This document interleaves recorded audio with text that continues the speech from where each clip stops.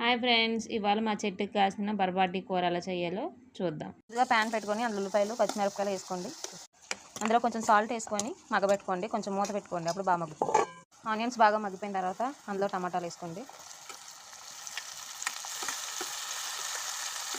టమాటాలు వేసిన తర్వాత మళ్ళీ మూత పెట్టుకొని కాసేపు మగ్గనివ్వండి. టమాటాలు మగ్గిపోయిన తర్వాత కలుపుకొని అందులో కొంచెం కరివేపాకు వేసుకోండి. ఫ్లేవర్ బాగుంటుంది.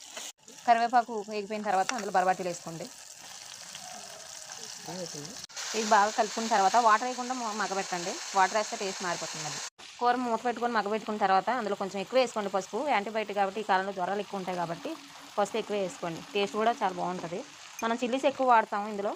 చిల్లీస్ టేస్ట్ వేరు, కారం టేస్ట్ వేరు. చిల్లీస్ అయితే దాని టేస్ట్ బాగుంటుంది. కారంకి కొంచెం కారం పసుపు వేసుకున్న తర్వాత కలుపుకున్న తర్వాత ఇందులో 1 స్పూన్ సాల్ట్ వేసుకున్నాం కాబట్టి ఇప్పుడు టేస్ట్కి బట్టి ఇంకో కొంచెం వేసుకోండి. అది మీ టేస్ట్ని బట్టి ఉంటుంది. సాల్ట్ వేసిన తర్వాత కలపకుండా మూత పెట్టేసేయండి.